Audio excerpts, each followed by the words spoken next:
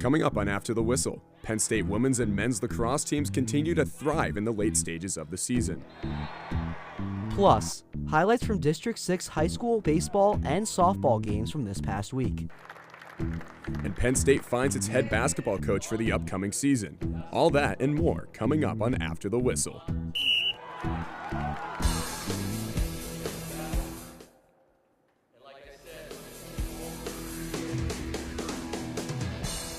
Hello and welcome back to After the Whistle. I'm AJ Sisson. And I'm Logan Mirandis. Penn State's lacrosse programs are rolling as of late, but State High hasn't had the same luck. We'll dive into that and much more, but first, we start on the diamond as we head to Community Field as State High played host to Mifflin County. State High's head coach Dave Williams and company looking to get this big win, but after an RBI single from Kayla McKnight, State High would answer back and record the strikeout to keep it a 1-0 Mifflin County lead to open things out. But it'd be Adam Cooper to respond for State High. He cranks a double into the gap to score not one, but two Little Lions to put a State High 2-1 lead at the end of the first inning. And State High looking to build on that lead as well. It'd be Jensen Chestnut to do just that for State High. He would get a double right here, and he'll fly around the bases to extend these Little Lions lead. They would lead 3-1, but that'll be the only scoring for State High for now. As Mifflin County would look to come back into this one, they would do so in one of two ways. First, a wild pitch, which would score Tucker Gill all the way from third. That would cut the State High lead in half. But then you have a runner on third. He's not going to stay there. He's on his way home. J.P. Panito going to steal home and tie things up at 3. And Tucker Gill with an RBI single right up the middle to put Mifflin County back up in front 4-3. Mifflin County will go on to finish a 6-0 run to take this one 7-3 over State High. State High now sits at 1-3 on the season as they took the trip to Wexford to take on the North Allegheny Tigers this afternoon, with the Little Lions trying to stop the Tigers' undefeated start to the season. As for Mifflin County, they're now 2-1 and playing host to the 1-3 Chambersburg Trojans tomorrow. Bellefonte continues the road trip around the district with their next stop in Penns Valley. Let's take a look here on a beautiful Tuesday afternoon, about 60 degrees outside for a matchup between these two squads. Let's head to the top of the first inning. Tristan Heckman is getting the line of single into left field. Left fielder trying to come on and make a play. Trevor Johnson rounding third. He will come home without a throw and he will score. 1-0 Red Raiders. They're going to try and carry this momentum a little bit later into the inning as well. Pitch, ball gets past the catcher to the backstop. He can't find it. Here comes the runner, Eberling, from third. Alex Eberling will score. 2-0 Bellefonte. Later on in the first inning here, too, Dominic Caparella, he's going to power one into left field. Left fielder trying to come on and make the play. He will catch it. He's going to try to make the throw home, but the throw is not in time, and Tristan Heckman will come in and score. It'll be 3-0 after one inning. Celebrating their 3-0 inning, but let's head into the top of the second now. Caparella is going to sneak a ground ball past the diving second baseman. Eberling is going to come around third, and he will score as well. 7-0 now Red Raiders. They are just pouring it on into this game. On into the third inning now. Eberling, he's going to try and power one as well. He pops one into center field. Center fielder coming on. He's going to make the play. Runner Nathan Fisher at third tagging up. He's going to come home. Throw is not in time. He is going to score as well. 9-0 Bellefonte after the third inning, but this game will only last 5 innings. They'll tack on one more run and show no mercy to the Rams as Bellefonte will take down Penns Valley 10-0 after 5 innings. Bellefonte wins 10-0 in this one, and they're going to keep going on, and they're going to, well, they'll face Huntington in their next game before a 5-game road trip before their home opener next week. Penns Valley is going to host the Tyrone Golden Eagles tomorrow as well. Now we head to Community Field, where State College softball hosted Chambersburg on Tuesday. You get a pan over in State High on this beautiful Tuesday afternoon. And we start out with no one on the bottom of the first. Kyle Miller has some work to do, gets the first strikeout for State High, keeps a 1-0 Chambersburg lead. But Miller's not out of the woods just yet. She gets her second strikeout of the inning, keep it 1-0 Chambersburg. Now at the top of the third, State College in some trouble, but Jessica Hawbaker gets under it to stop a rally. Chambersburg still up by 1. as Chambersburg still looking to add on to their lead, still in the top of the third inning, and they will do just that. A line drive gets into the center field gap. That'll score 2 more runs for Chambersburg, and they now lead 3-1. And we'll keep it right in that third inning as courtesy runner Lauren Allison. She has a great break off the first base bag. She slides into second base for the stolen base as she's now in scoring position for Chambersburg. Same inning, bases loaded, and Carly Benedict takes ball 4 outside. Allison comes in to score. Chambersburg leads 4-1, and they would hold on to win 7-2. State College now falls to 0-2 on the year and will take on Cedar Cliff on Thursday. Chambersburg improves to 2-1 on the season and will take on Mifflin County on Thursday. Well, let's head over to Lebrano Park where the Nittany Lions hosted the Indiana Hoosiers. Nittany Lions taking the field on a chilly Sunday afternoon, and that's going to be Jordan Morales taking the bump for the Nittany Lions and Luke Hayden for the Indiana Hoosiers. We're going to hop into the top of the second here, 0-0 game. Tyler Cerny, he's going to ground one right up the middle. Brock Tippett, he's going to round third, and he's going to come home and score. Indiana's going to take a 1-0 lead here in the second. Heading to the bottom of the third inning, Indiana has a 4-0 lead. Kyle Hannon powers one deep into right center field at the wall. It is gone for a 2-run home run into deep right center field, cutting Indiana's lead down to only 2. We're going to head into the top of the fifth. Now 6-6 tied game. Tyler Cerny trying to power one over the wall as well. He drives it deep at the wall, at the track. That is gone for a 3-run home run. Indiana now leads 9-6. They're going to keep piling it on into the bottom of the ninth now, 22-11. Tyson Cooper flying one out to center field, trying to get something going here, but it is not enough, and it is too late for the Nittany Lions. Indiana will win this one 22-11. With the win, Indiana improved to 28-8, but fell to Indiana State yesterday. They will host Iowa on Friday. For the Nittany Lions, they dropped to 14-11 after a loss to Bucknell last night and will host Delaware State for a 3-game series starting on Thursday. Well, Penn State struggled against Indiana, but our own Carlos Garcia was there. Carlos, what did you see? Thanks, guys. As Indiana's bats started to catch fire, Penn State's gloves were ice cold. Let's take a look. In their Big Ten Conference home opener, Penn State had a 1-0 series lead over Indiana after a Saturday morning victory, and then Sunday came along. After rain postponed Friday's game, Sunday featured a doubleheader between the Hoosiers and the Nittany Lions at Medler Field at Lebrano Park. Dropping the first game 4-1, Penn State aimed to change the outcome of the weekend, but was unsuccessful in their attempt. But when you walk 7, you hit as many as we hit, you make 4 errors, you're not going to win. You know how even with 11 runs, you're not going to win. You know how I know? Because they scored 22. Penn State suffered its 10th loss of the season after giving up more than 20 runs en route to a 22-11 blowout. While only scoring runs in 3 innings, it was the defensive side of the innings that completed this recipe for disaster. Numerous hit batters and fielding errors allowed Indiana to tack on more runs in that one. Although they gave up 3 home runs, Penn State's pitching rotation isn't worried about the loss. Finishing this game, and then we're coming back Tuesday. Nothing from today ends up on Tuesday. So it's just a totally new game.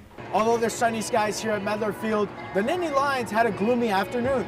With a game full of sloppy defensive play and only few innings with some offensive spark, they weren't able to get it done. And they were unfortunately on the wrong end of a lopsided victory.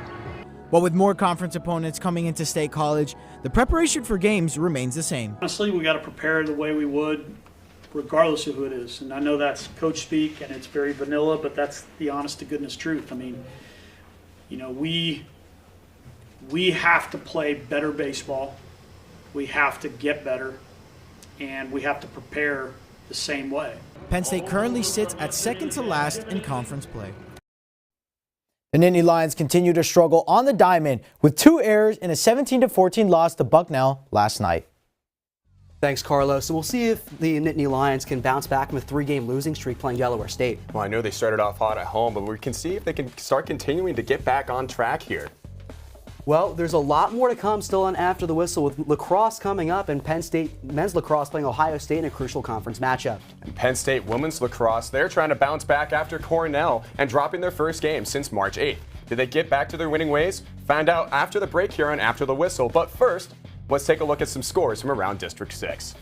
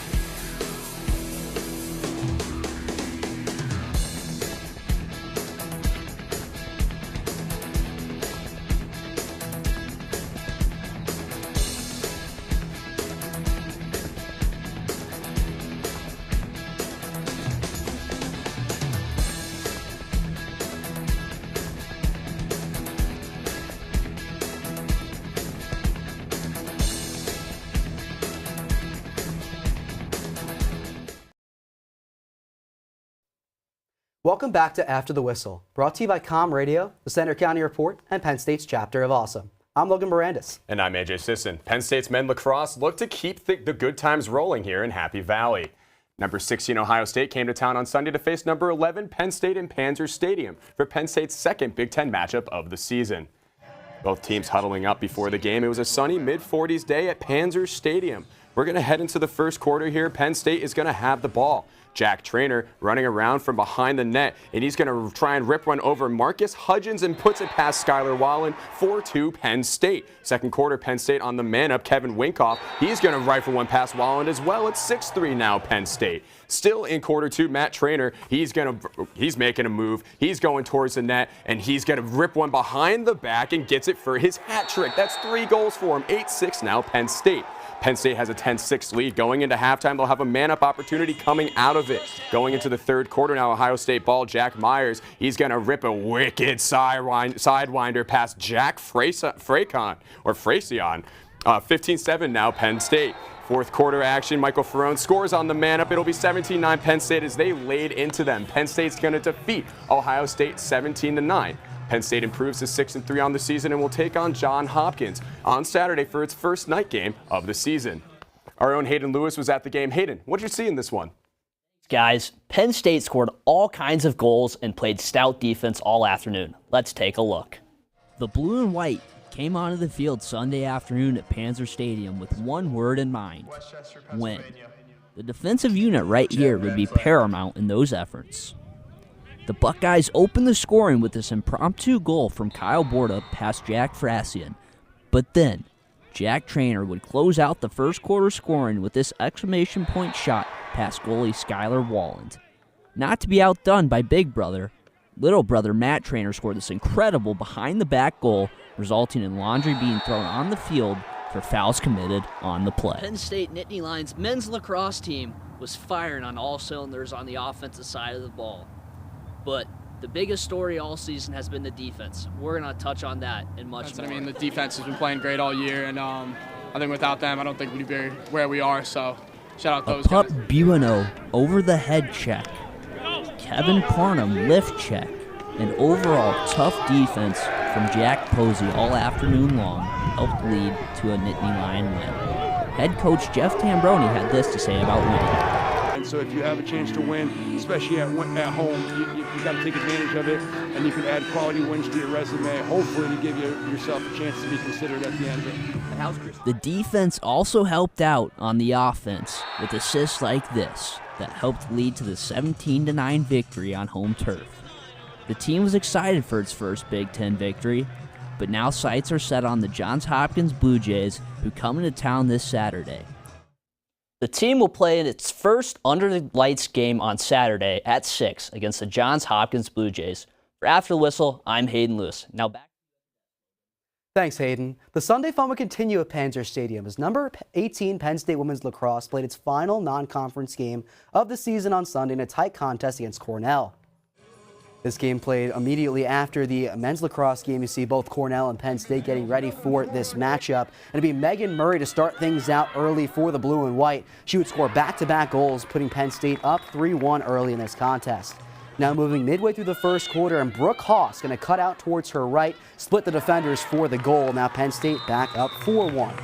Now moving into the second quarter of action, Cornell gets in on the fun. Kylie Gelibert scores an unassisted goal, putting Penn State just up 5-3. And now responding on a 2-goal Cornell run, it would be who else but Kristen O'Neill moving out towards her left. She fires one in from the circle, putting Penn State up 6-3. Penn State would lead 7-5 at the half, and coming out of the half, it would be the Big Red starting out things hot. Amanda Kramer would spark a 5-goal run for Cornell, that goal putting them down 7-6. Cornell would come back to tie it, but multiple free position goals would put Penn State out in front. First, that one from Kristen O'Neill, and then Megan Murray would join in on the fun as well, putting Penn State back up 13-10, and that's where the score would stay for Penn State's win. With the win, Penn State improves to 10-3 on the year and will face Michigan on Saturday. For Cornell, the loss bumps them down to 6-5 on the season, as we'll host Harvard on Saturday. After the whistles, Jarrett Daviler was there to catch the action. Jarrett, how was Penn State able to come out on top of this one? Thanks, guys. The sun was shining at Panzer Stadium on Sunday, and let's take a look how Penn State pulled it out. The first quarter started with co-captain Kristen O'Neill taking it herself and scoring the game's opening goal. After Cornell tied things at 1, the Nittany Lions answered with 4 straight goals, 3 from senior Megan Murray and a beautiful goal from Brooke Haas, who splits the defense for the score. Cornell, however, would not go away as they scored 2 late goals and only trailed by 2 at the half. The Big Red opened the second half on fire, and after tying the game, Maggie Pons used a nice move to get past the Penn State defense and score, giving Cornell an 8-7 lead. Penn State got off to a hot start today here at Panzer Stadium, and after Cornell came storming back, 2 Nittany Lions made sure today would end in a win. Needing some momentum, O'Neill and Murray scored back-to-back free-position goals to give the Nittany Lions a 9-8 lead. The duo scored 4 goals apiece, and O'Neill capped off her total with a tough goal early in the fourth quarter, starting another Penn State scoring run. After tacking on a few insurance goals, the game ended in a 13-10 Penn State victory. And after the game, O'Neill said that the message during the Cornell comeback was, quote, sticking to what they do well. When they went on that run and we weren't really producing on offense, we were just like, let's work the ball, let's cut through, and place these shots, do what we do every single day in practice, and it worked out. The post-game festivities featured the Nittany Lions signing autographs from Morgan's Message, a group that looks to eliminate the stigma surrounding mental health within the student-athlete community. Cornell fell to 6-5, while Penn State improved to 10-3 and will travel to Ann Arbor to face Michigan this Saturday. It was a hard-fought out-of-conference win for Penn State, and let's see if they can keep it up this Saturday in Big Ten play at Michigan. Well, Penn State men's basketball team found itself a new coach this last week. Logan, you were at the presser. What can you tell us?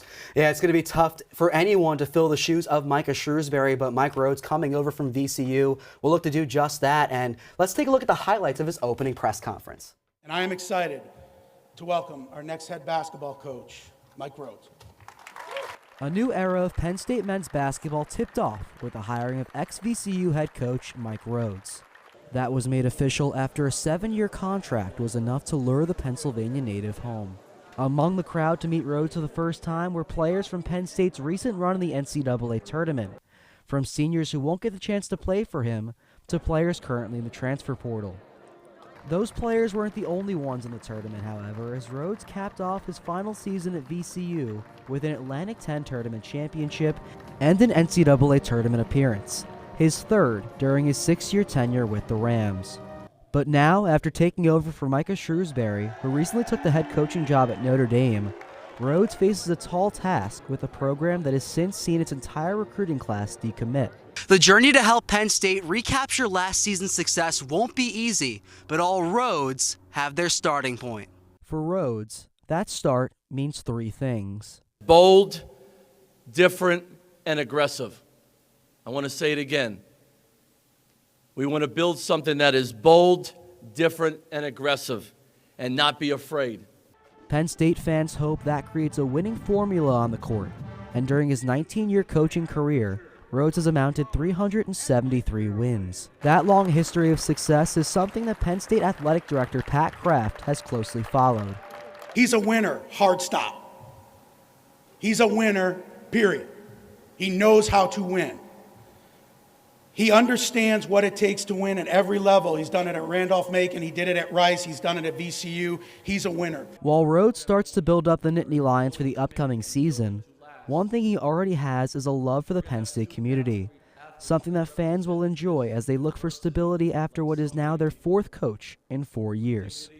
I mean, I'm going to wake up tomorrow and be the head coach at Penn State every day and coach basketball and help young people pursue their dreams. Are you crazy? Why not? And why not now? I'm Logan Barandis for After the Whistle. Well, Logan, that was great. I'm excited to see, like most Penn State fans, I'm excited to see what he can do and maybe get us back to an NCAA tournament. Yeah, it'll be interesting to see how Rhodes can fare in conference play, and that's going to end it for this week's show. And AJ, where can they find updates for all Penn State and District 6 sports on Wednesday at 4:30? Well, Logan, how about our Twitter, our YouTube, our Instagram at After the Whistle.